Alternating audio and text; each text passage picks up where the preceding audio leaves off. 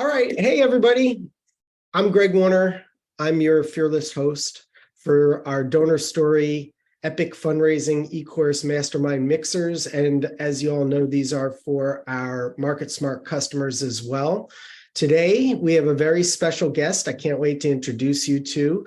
We're going to do something we've never done before, which is a major gift experience autopsy, which sounds kind of gross, actually. I don't know if that's the right way to frame it, but feel free to give me suggestions of other titles because we might do this again. But we're gonna take a deep dive into a major gift donor's experience from her perspective.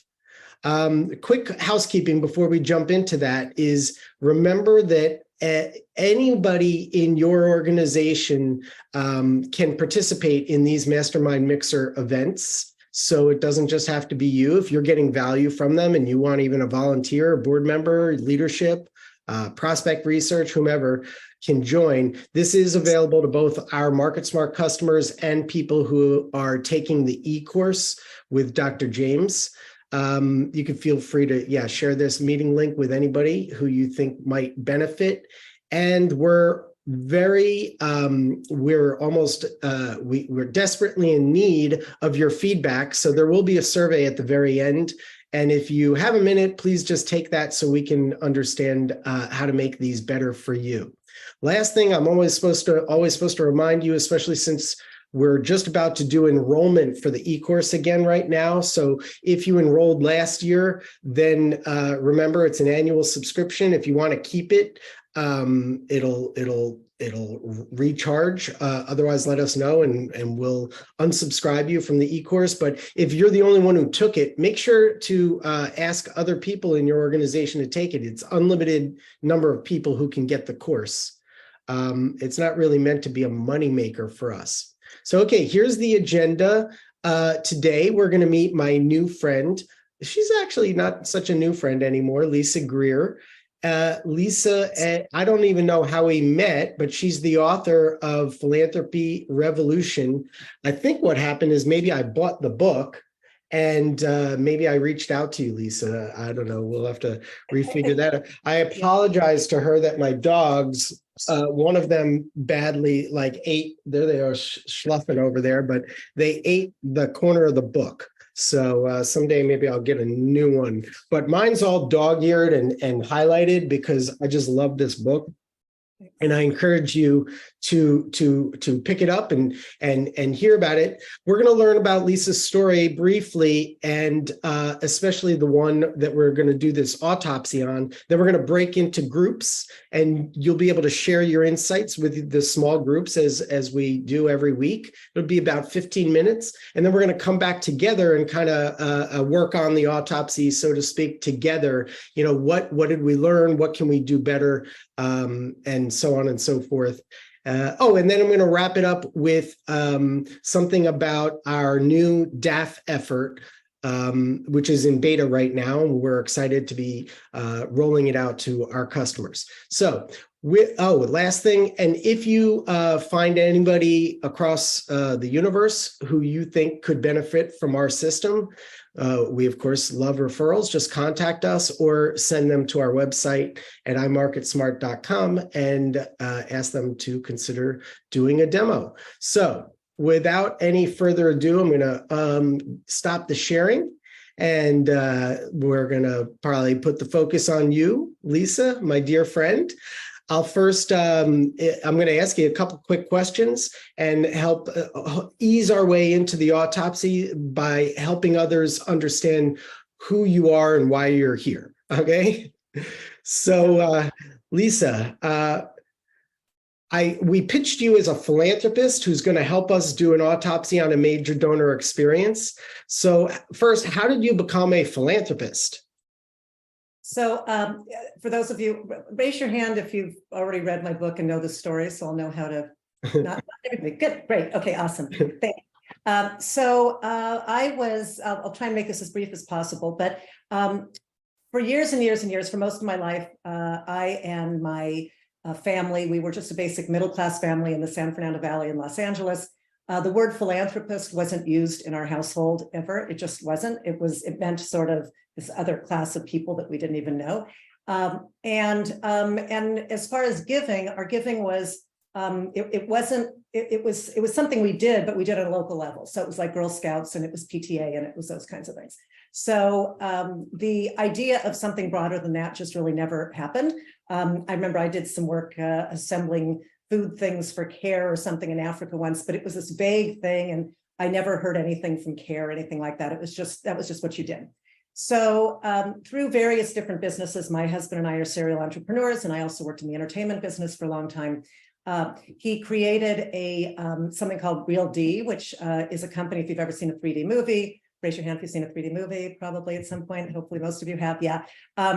Most of it is through Real D. He sort of created that technology, at least the beginnings of it, in our garage, which, you know, people do, and worked really hard for about 10 years with people saying, no one's ever going to watch a 3D movie, you're really stupid.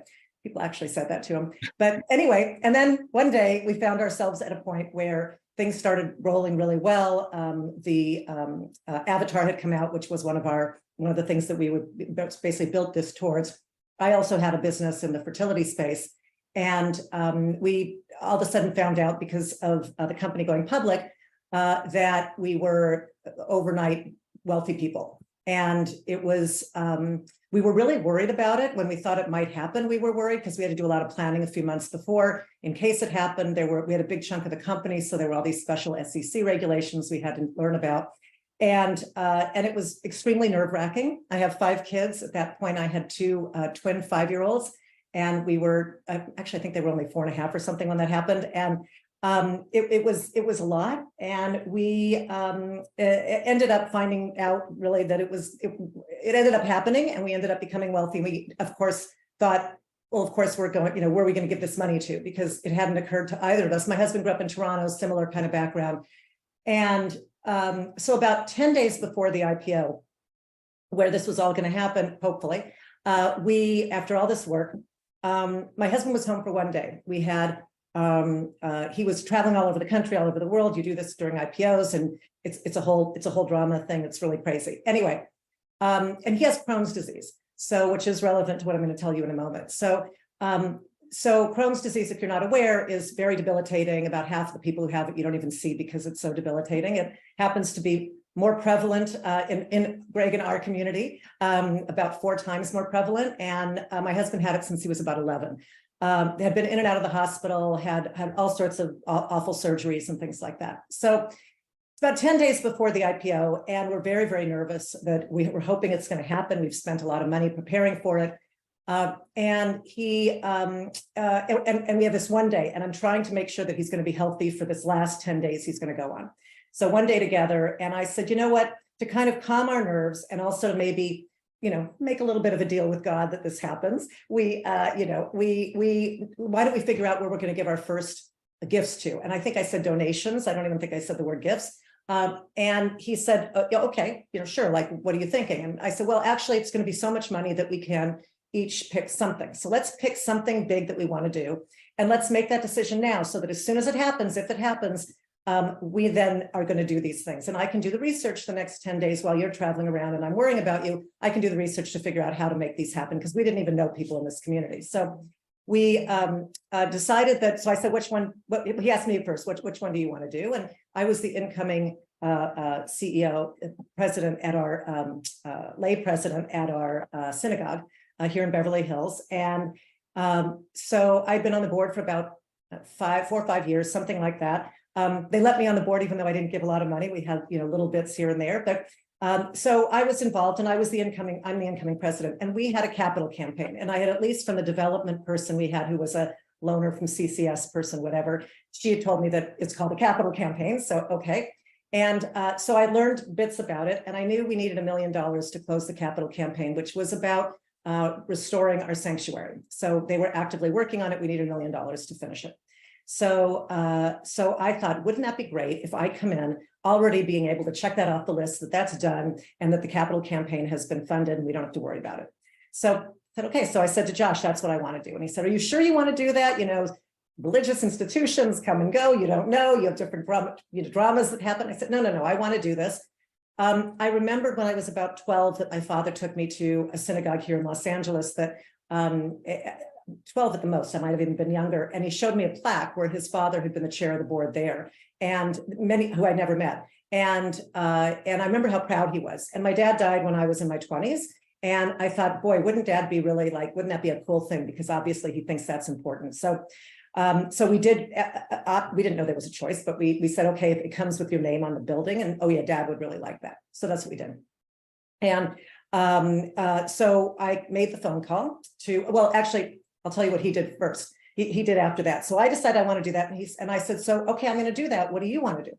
And he said, I want to find out how you can cure Crohn's disease, or at least how we can make sure that people, no kid has to go through what I went through.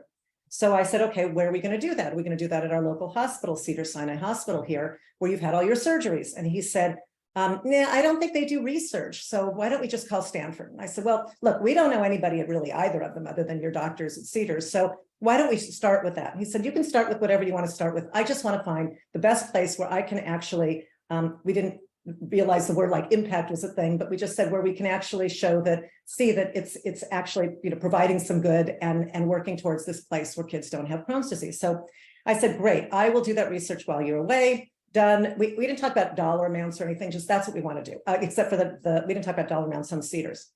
So he left. I called, found somebody who was connection to Cedars-Sinai through somebody else at the synagogue. They said, talk to this guy, who said, talk to this guy, who said, talk to this guy, who said, talk to this guy.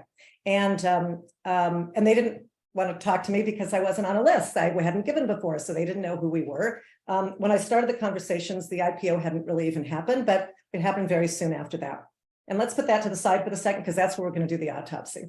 On the synagogue one, I called the rabbi right then because I said, I don't have to do any research. I know what's going on. So I called and I said, hi, I just want to let you know, this is the senior rabbi who pretty much runs the place, had run it for 20 plus years. And I said, I just want to let you know that Josh and I are sitting here. And as you know, we have this IPO that is hopefully happening. And that if it happens, we want to give you the final $1 million to close the capital campaign.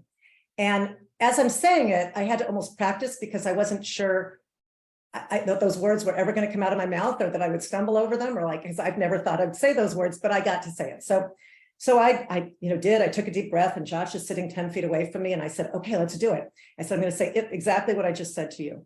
And I don't know what I was expecting, but it was something along the lines of winning the Publishers Clearinghouse with the, I don't know, horns and trumpets and balloons and all that kind of stuff and excitement and nothing when I said that, nothing. She didn't say anything. It was completely silent. And I said, did you hear what I just said? And she says, yeah, but I don't know what to say. And I said, well, I guess you could just say thank you, which I'm sure most of you would have said. And she said, I don't know if I can because I didn't make an ask. And at that point, I thought that my world had kind of turned into some sort of twilight zone, because in what world do people not say thank you when they say I have to make this thing called an ask? Like, I don't understand. So it was very, very strange. It got stranger though. At that point, neither of us said anything. We hung up the phone because I was just totally confused. And I guess she was too. And because the CCS person had told her that you always have to do an ask and you have to go through all these steps and do all this stuff. I didn't know all that. And but then the phone rang about 20 seconds later. And she said, and it was the rabbi again. And I thought, oh, this is great. She realized what she had done and she's going to call back and say thank you, which she didn't. She said, can I talk to Josh, my husband? And she gave him, and I said, okay, maybe she'd rather say thank you to him. I don't know. So I gave the phone to him and he looked at me like, what's going on? And she said to him, do you know what your wife is doing? And it was pretty awful. So and this woman's a staunch feminist. I always looked up to her, and I thought, like, and Josh looked like, I can't believe this. And so he said, yes, yes, yes, and hung up the phone. And I thought, we both sat there and said, what is going on here? First, this, I can't say thank you. And then you ask, why? I mean, did you know what your wife is doing, even though I'm the incoming president? Like, what the heck is going on? So that was really weird. So that's, if you get the book, you'll see that that's how it kind of starts, because that was where we first said something very strange is going on here. I don't understand. So and remember, we weren't used to any of this. And there's people that one of the really important pieces to this is that there's people who have this happening all the time. Every day, somebody is becoming wealthy because they sold their company or because something happened or they got a big stock thing, and especially in the tech time and all of that. And I can only imagine that everybody else is going to have the same kind of treatment because and be just as perplexed as I was. But for some reason, I'm a glutton for punishment. So I went ahead and did the Cedars thing and thought, okay, this is going to be different. That was an isolated situation.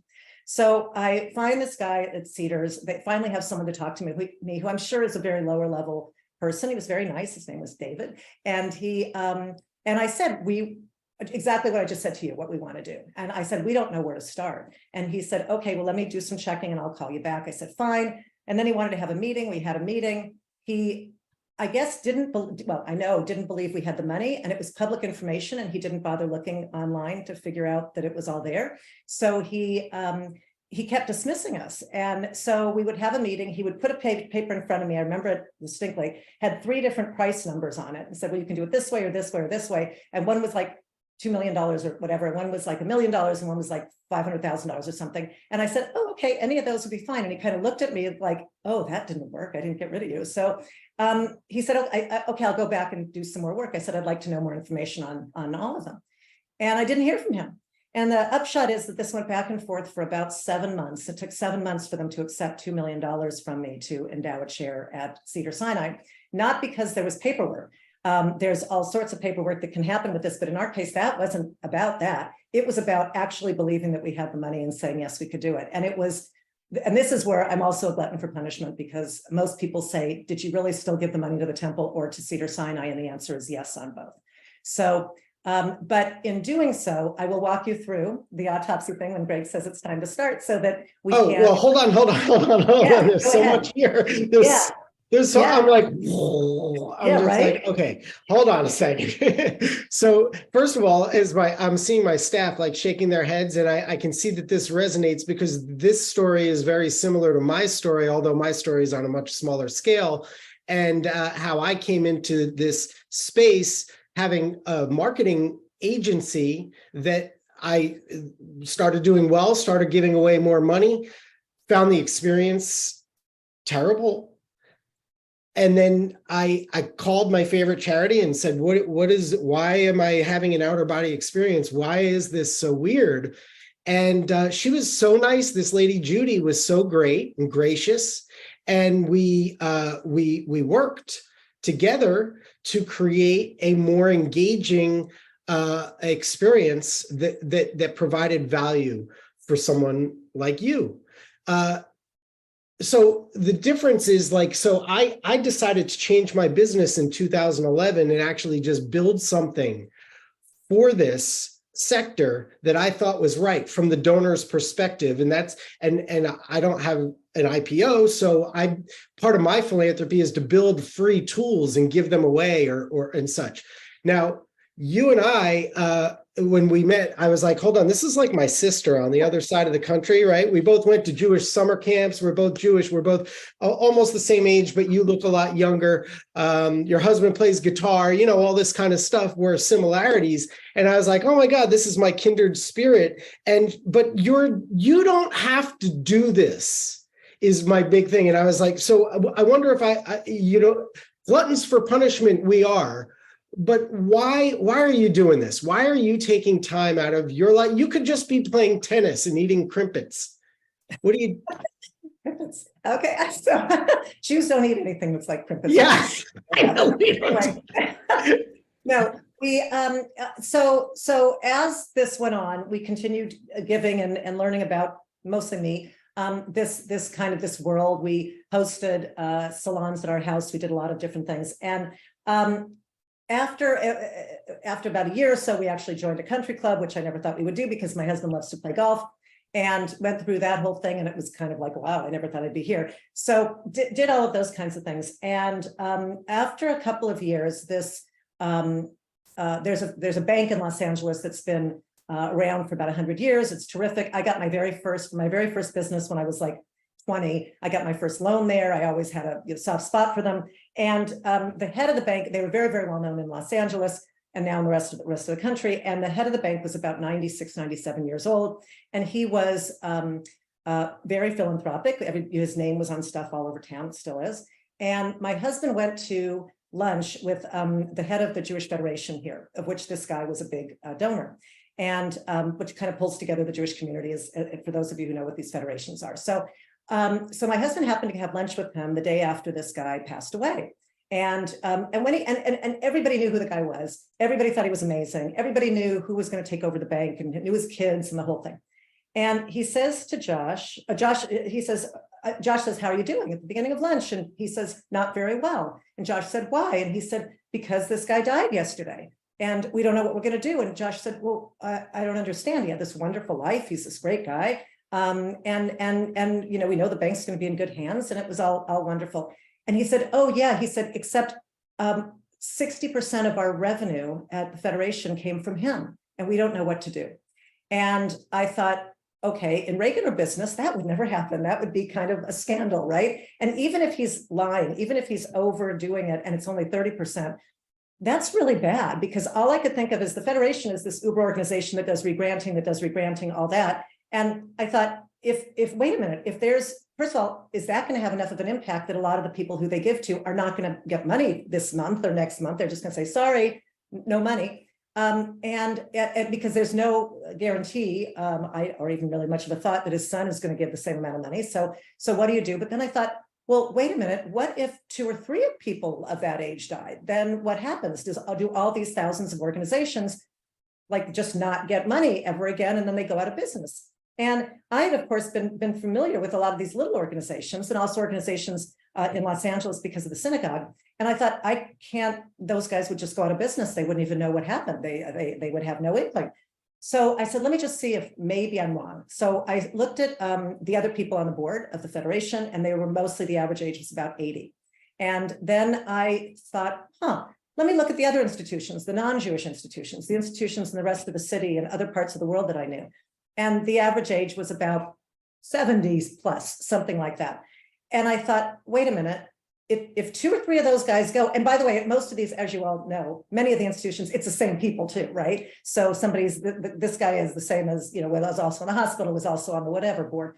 And so all of a sudden I realized, I felt like I was on board the Titanic, and there's this big iceberg in front of me, and I could actually visualize this, still can. And I thought, and the Titanic is the moment that third person dies and there's no money, and everything goes down, and thousands of organizations disappear overnight that people have worked really hard on. And I just thought, it's going to happen. I can feel it happening. And then I thought, well, wait a minute, before I get all excited about this, let me look at the executive directors and let's see, maybe, you know, they must be doing something. They must have a plan. Of course, this one didn't, but maybe the other ones did. And so I looked and realized that the executive directors were all around 55-ish at that point, 60. So when I realized, okay, the older guys are going to be gone, and I just guessed 8 to 12 years, I said, the executive directors are going to be retiring at about the same time. And I said, wait a minute, they're just kicking the can down the road.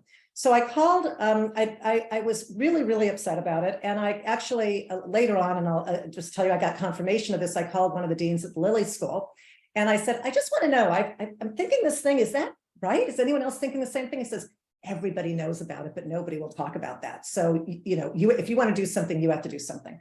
So I said, okay. And I really felt like I have to change the direction of the ship that's going to hit the iceberg. And I realized, wait a minute, I'm in a position where I don't need to work. I always worked all my life, don't need to work. I can help. I can see the problem bright as day, and I'm going to figure out how to fix it. So here I am.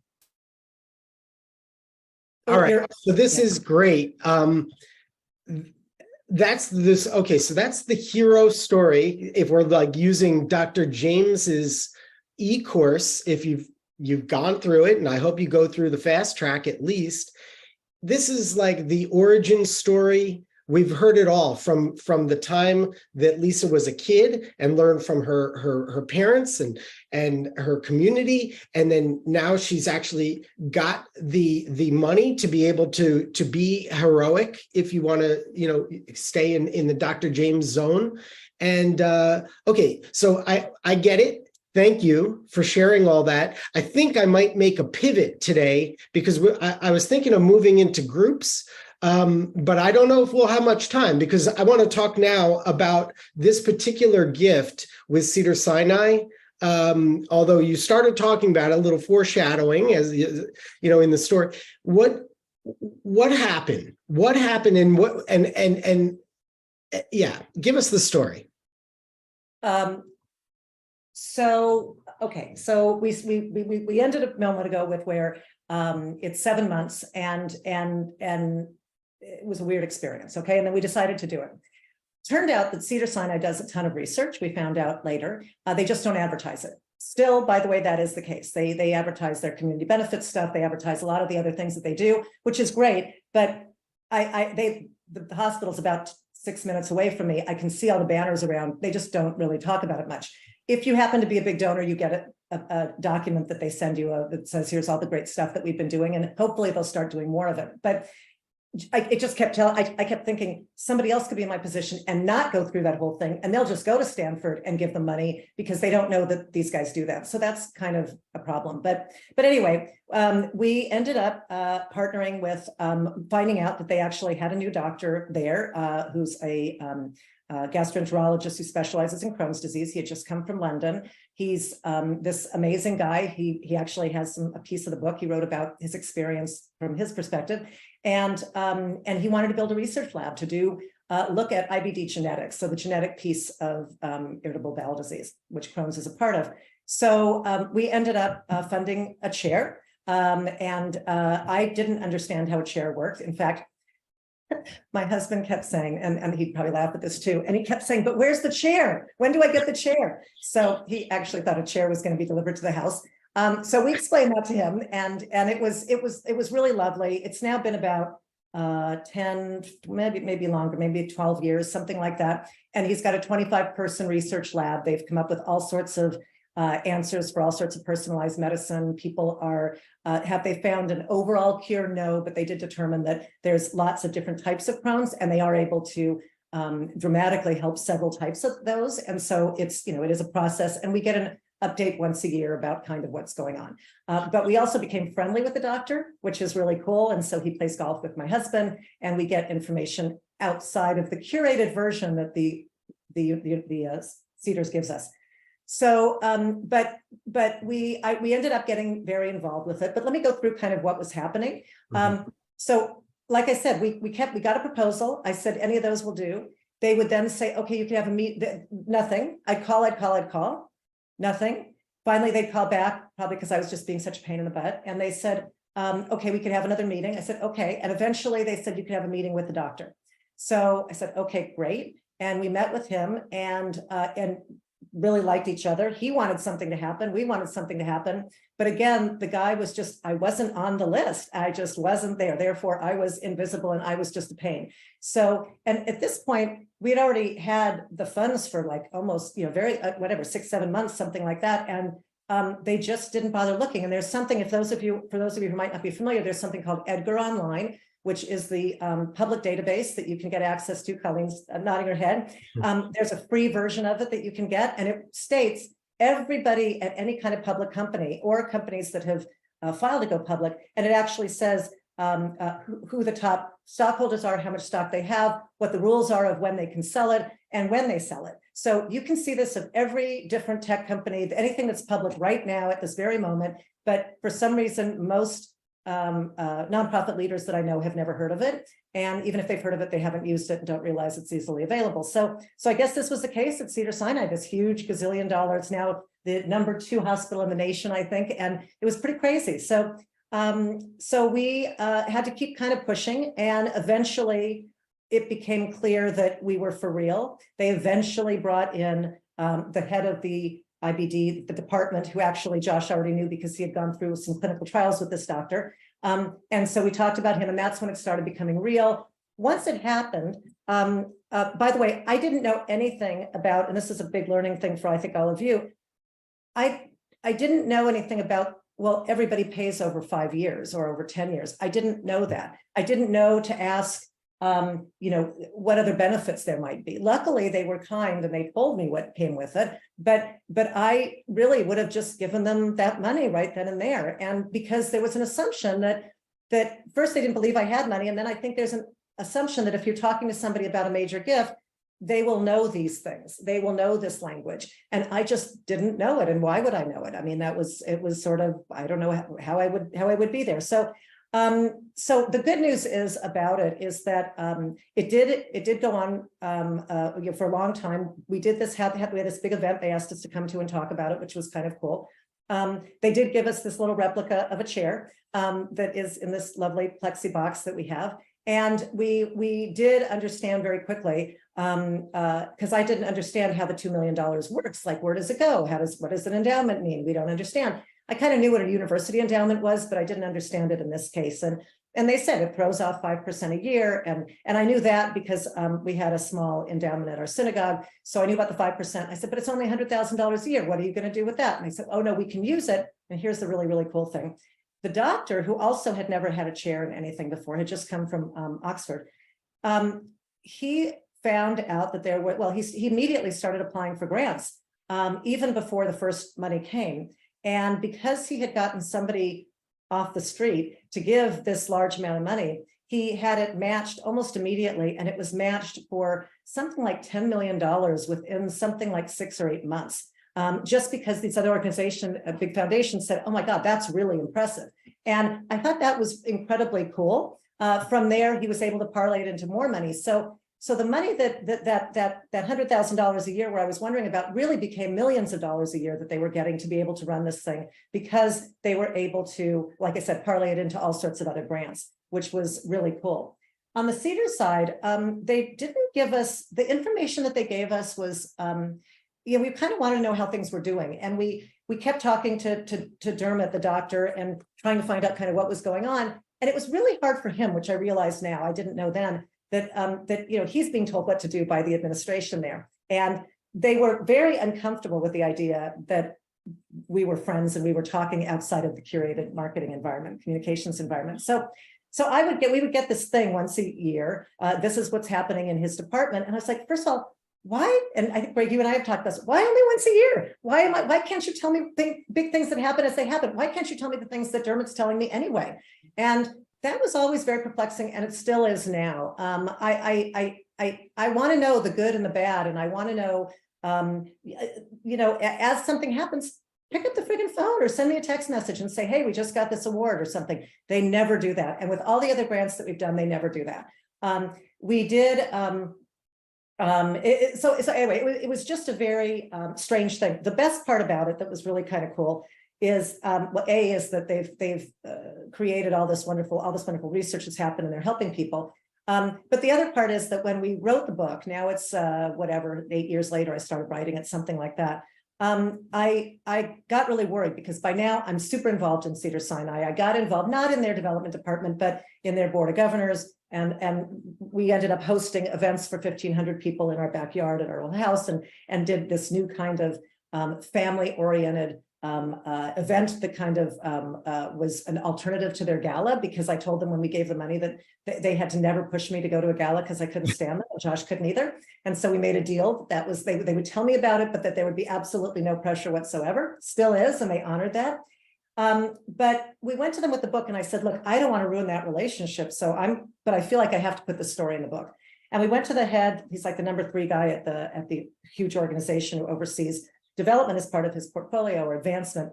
And he said, and I said, I just want to make sure this isn't a problem. And he said, not only is it not a problem, I will write something for it. And I want you to know that we have actually made this part of our onboarding as of several years ago for new development people. So that never happens to anyone again. And I thought that was wonderful. So there we are. All right, so there's a lot to unpack here. In terms of an autopsy is going to be messy, right? So let me see if I could put this into some categories. Firstly, and I've written a lot about this, if anyone follows my blog or you could search on this, is about the research I've put together about first-generation wealthy individuals, especially Gen Xers like us. We're very different from previous generations, especially the silent generation, which is almost gone, and the baby boomers. It's just very different. We don't need the pomp and circumstance. We don't like the galas. What we're trying to find a way to find meaning in our lives through giving and gain a victory, which is what you got. You're trying to win and again, I'm always trying to throw in Dr. James's language in here, the victory, trying to win in some way. We're trying to defeat a disease that's harming people we love. In my case, it was diabetes and still is for my wife. So let's see. So first generation wealthy is a different animal. That's what we are. You're encountering the feedback loops are not working. People are not listening. People are not responding, which is odd. It's like basic customer service. Now, I'll be empathetic. I know a lot of teams are very overwhelmed. They're overstaffed, but they're also sort of overmanaged and curated by administration and administrators who want things to go in certain clear-cut ways that gives them authority and power and control. So the thing is that donors, though, want to feel in control. And when they don't feel in control, they feel disrespected. And that's kind of like, then when you feel disrespected, you lose trust. When you lose trust, you don't give. So I'll put that in another category is maybe umbrella with disrespect. Just say one thing about that. I think the control thing can be thought of as different ways, and it could be have a negative connotation. I think that donors don't want to be, and I mean, you're a donor as well, and I think everybody on this call is a donor. You don't want to be in control. You want to have a partnership with somebody. You want to have a voice. So I would just a different, yeah, that's a fair way to say it, especially in these days and ages where there are some frankly nefarious donors who want to co-opt a organization and make it their pawn. So you're right. But you want a partnership, and let's say you don't want to feel like you're out of control of your own giving decisions or the timetable or anything like that. It just makes you feel unsettled. You don't want to be unsettled. There's also something, and we've even had this in MarketSmart with our sales and customer success teams, is about, and fundraisers are the same, is that making assumptions, like thinking that you know what's in that donor's mind without actually just asking questions or letting them provide their feedback. There's so many ways that we can misunderstand what somebody wants. Is that fair? What do you think? Yeah, I think, look at the assuming thing is, it's just like they say, everybody knows what assume stands for, right? But that's where we have a problem. And you mentioned the words cookie cutter a little bit ago. And I think they want everything to be like we're in our boxes, and people don't like to be put in boxes either. So in today's world, most new donors, people, and even older donors, whatever, you want to volunteer and you want to give. And most organizations aren't set up for that. We have to have you in this box or that box. And we have different people who oversee you depending on which box you're in. And one thing I just learned about recently, just read about this past week, is I didn't exactly realize that if you're as a major donor, that in large organizations, I would be assigned to somebody who would oversee me. I'd be part of their portfolio as a major donor. But if I wanted to do a legacy gift, I have to deal with the legacy gift person, that they would actually switch me out and say, oh no, you have to deal with that person now. And there's, I think they call it blended. There's some new word for it. It's anyway. And I thought, well, that doesn't make any sense. Why would they think of that? Because if you think of the donor's perspective, if I have a relationship with somebody, why would you want to not have that person included? Now, it's totally cool if you have that person be like like a lot of doctors do it, where they're sort of like the quarterback for you, and then they bring you the different parts in the organization so that you can meet those people and learn other ways of giving. I think that's great, but to cut off one relationship and say, oh, no, that has to go to this person because the administration says so, is ludicrous to me.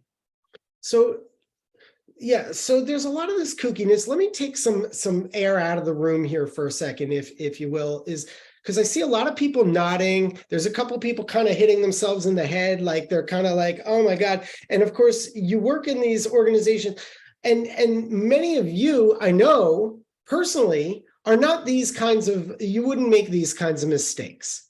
However, sometimes you're driven to make these mistakes. I guess what I'm saying is I'd like to open up the floor if anybody's comfortable with asking questions or bringing to light any changes that you've made at your organization. What's resonating here? Any thoughts, even my staff? Well, I would just say, first of all, Lisa, and probably Greg too, and everybody here would probably agree with this. Unfortunately, well, fortunately for the Cedars, for example, they're lucky that donors such as yourself are very forgiving of organizations, because most people, a lot of people might be inclined to walk away when you have this kind of issue. I think the big challenge is lots of organizations, especially when they become large, become very siloed. And there is the challenge. It's not difficult to do what Lisa is talking about, to have collaboration be a focus. But it's unfortunately, especially when you get into these larger organizations, I think there tends to be more siloing, which is what's going on. Because ideally, what should be happening is whoever you are working with, they should be, and I've certainly worked at places where this is the case, they say, I'd like to bring Greg along to the meeting with me. You like to introduce the two of you. Greg has some particular expertise. Sure. Just as you said, the doctor serving as a quarterback, maybe for people who are on his research team. And so that's a key thing. Can I ask one question that maybe isn't directly on point, but I'm just curious, Lisa, when you and Josh knew that the company was going to be going public,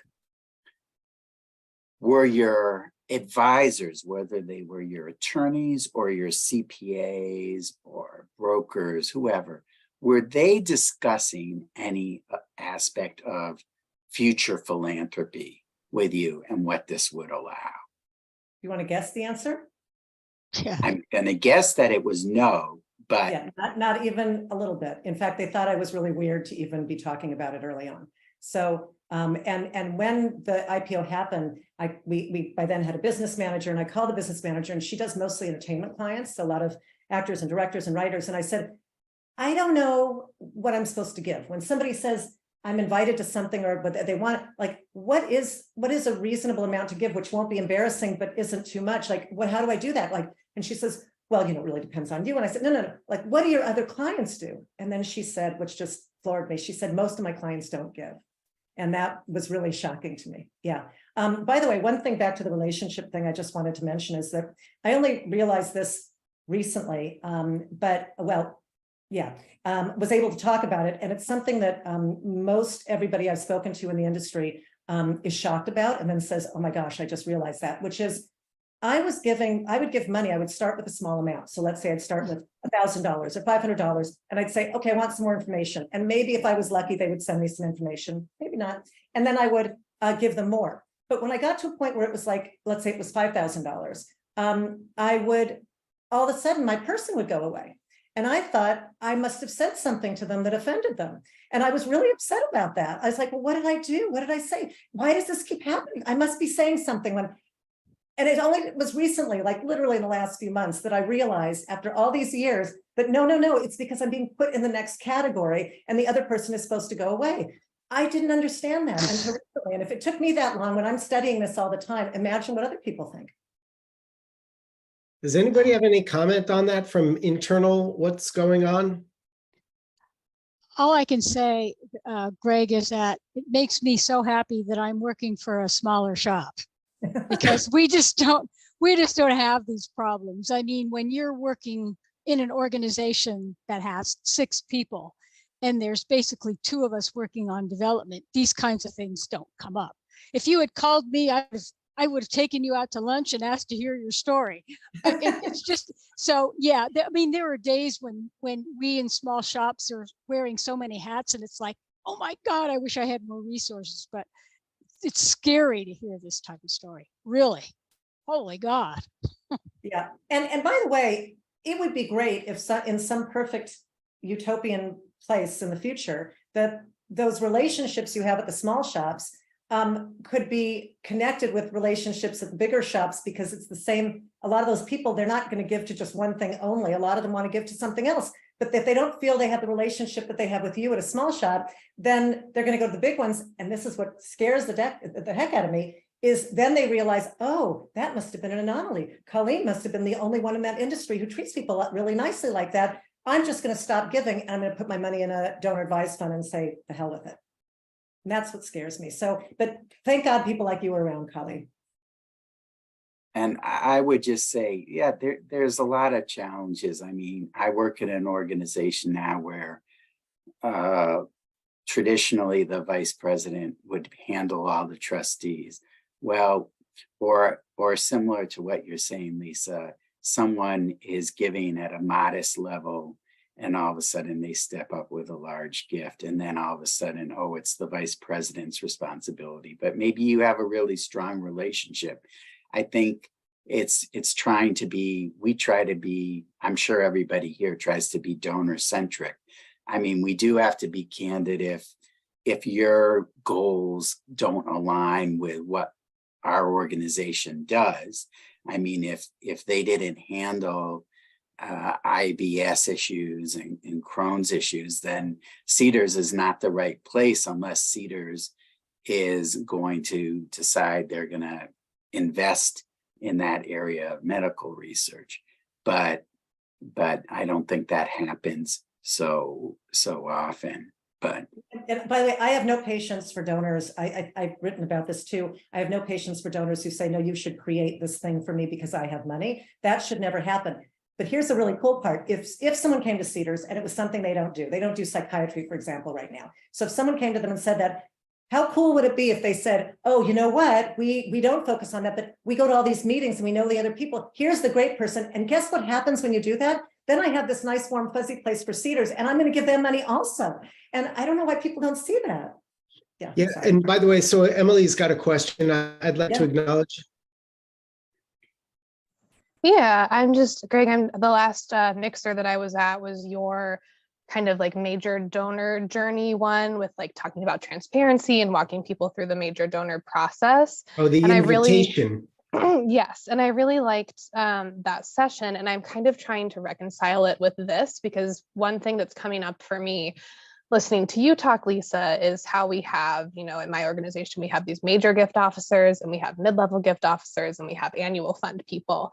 And those are different dollar amounts for us. And so if you, for example, I'm a mid-level gift officer, and so if one of my donors starts giving at a major level, they go off to the major gift officer, even if I've, had a relationship with them for 3 years. And I think that, like, how this relates back to what you were talking about, Greg, is I think, if we have this relationship with a major donor, and we're saying, okay, I'm your person as you like walk through making this major gift. And I don't know what the question Emily, is exactly. if you don't mind, I'll try and help facilitate this, especially because Lisa knows about my 10 points that I recommend in the invitation. I sent them to her, and she actually helped me fix up 1 or 2 of them. So what you're saying, I believe, is that you're responding to the level of transparency that I recommended that fundraisers put forth with their donors at all levels, of like, look, this is what we're trying to do together as a partnership. And is that fair to say? I think that's part of it. Like, I think the transparency piece is good. I think the piece that I'm kind of like struggling with a little bit is sort of this idea that we have like these mid-level people and this mid-level gift officer. And then over here, we have these major people. And so like, if you're suddenly a major person, then you like switch, and maybe you would switch back.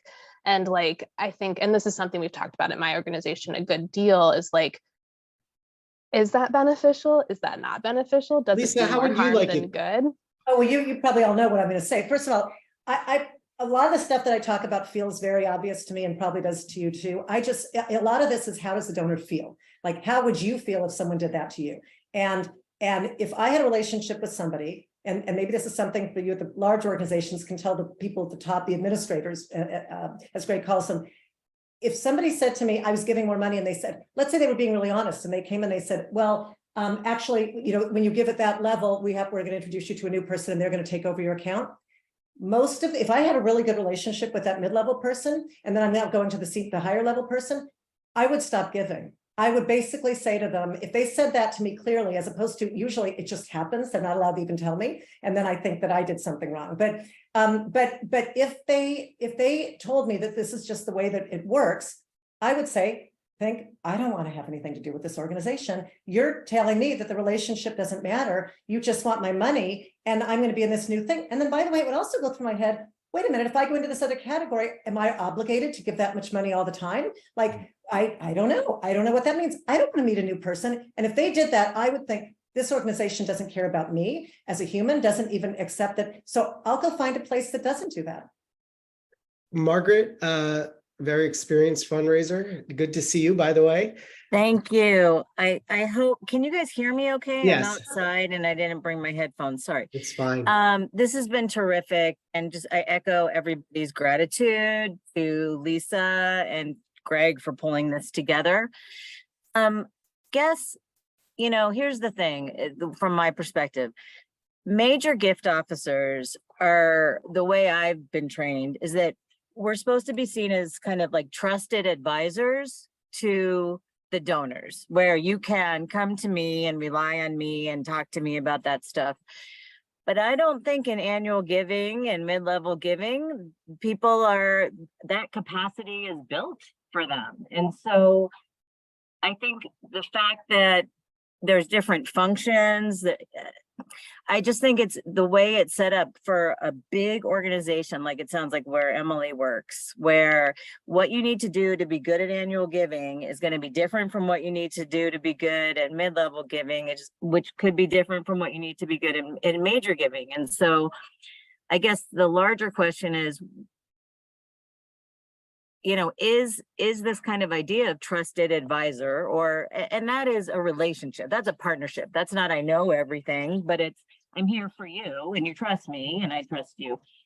And I'm wondering, like what you're saying, if there's a way to develop that capacity for all levels of fundraisers. I don't know, that might be a big, like too mind-blowing. That's kind of my first thought.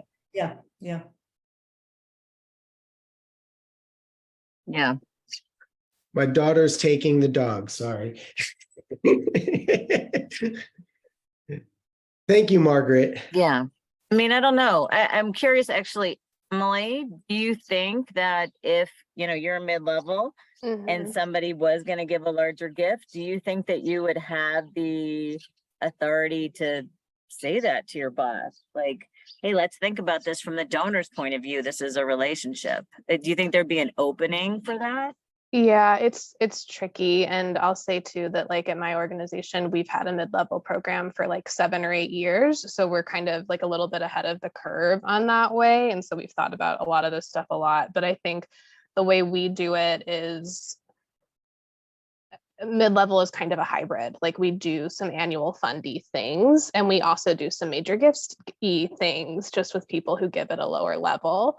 And yeah, it's tough. Like, I don't think we have a good answer for it because, like I wouldn't necessarily have capacity to meet with a large number of people who might like move in that direction just because I have other job responsibilities.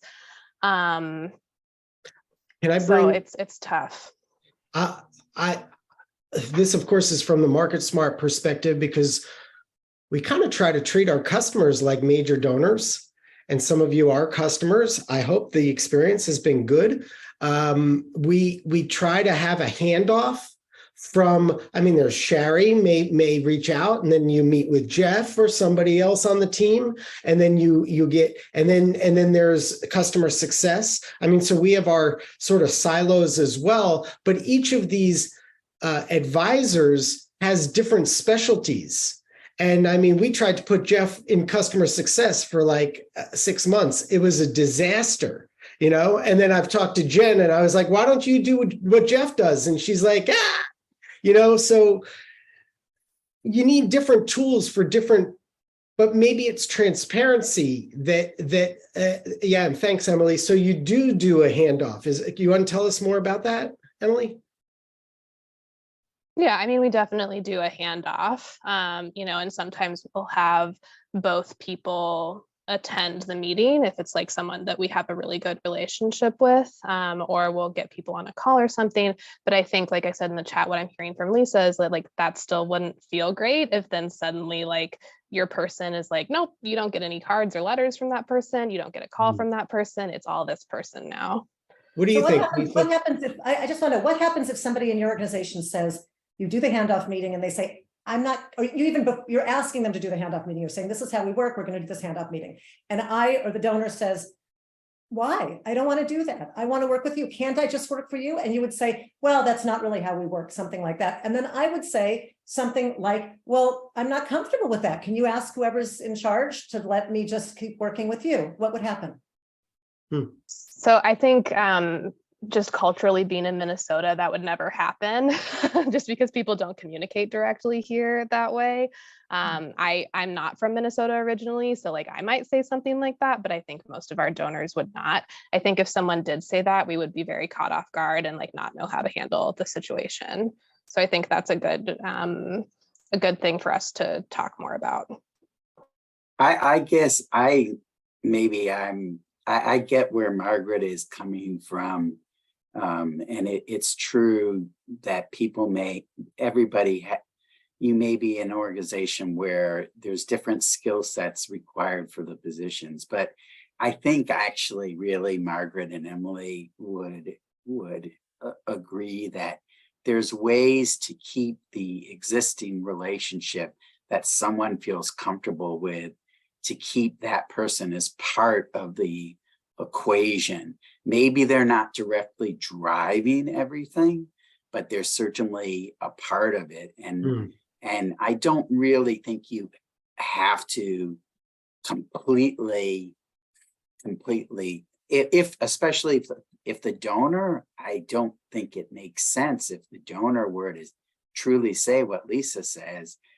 I think the organization would be, undercutting themselves to lose someone who cares about it.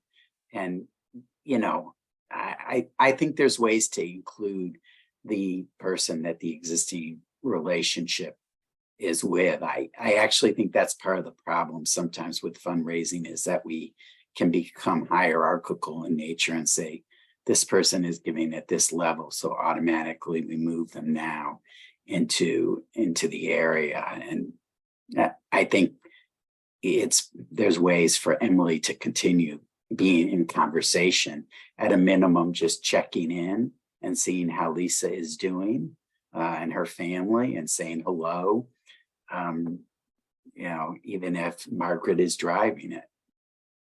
Yeah. So by the way, we're at the very top of the hour. I think we're going to go over today because this has been just a really amazing conversation. It sounds like we're going to need to bring Lisa back for more of this. Jeff, you've got a quick comment, and then I think I'm going to wrap it up.